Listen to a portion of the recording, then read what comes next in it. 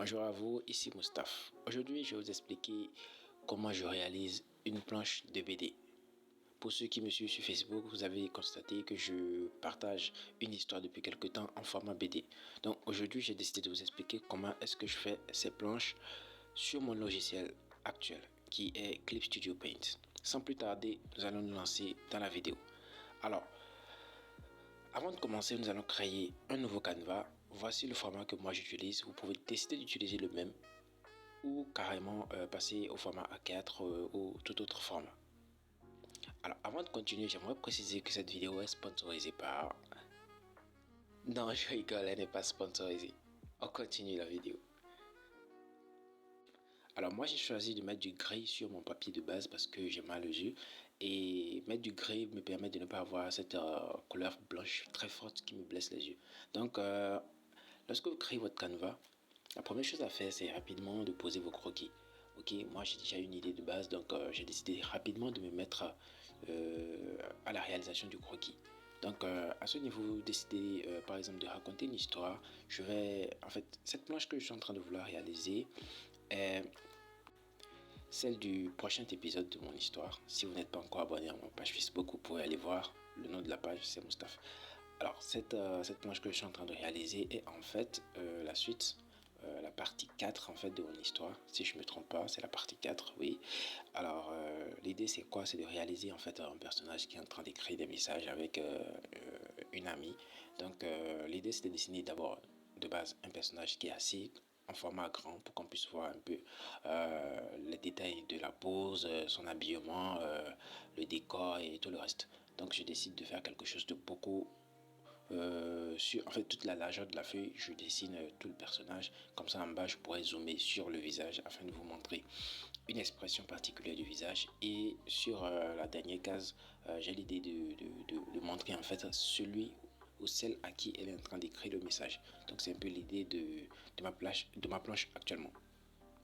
Alors au niveau du crayonné, vous pouvez déjà décider de commencer par orienter ce que j'appelle l'œil du lecteur.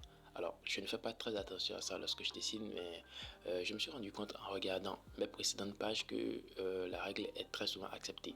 C'est une règle qui est très souvent utilisée par les grands mangaka ou les grands BDistes qui permet en fait d'avoir une sorte de cohérence sur les planches. Alors je vous explique très rapidement la règle. La règle consiste à quoi? En fait, lorsque nous partons de la première à la dernière case, il doit y avoir une sorte de ligne en fait qui oriente l'œil du lecteur de façon très cohérente.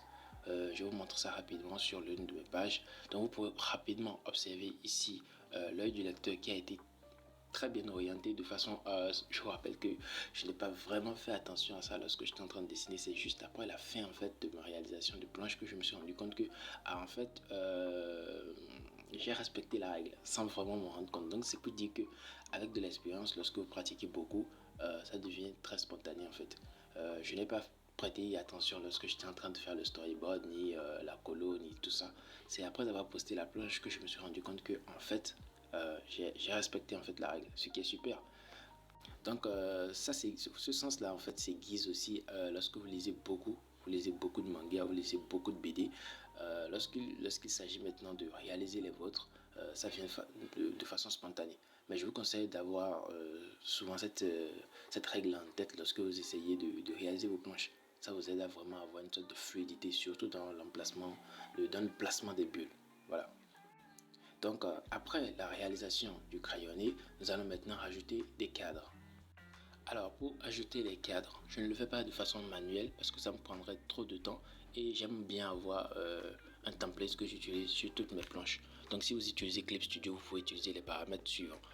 Je vais sur l'option calque, je vais sur nouveau calque et je choisis l'option dossier de bordure de cadre.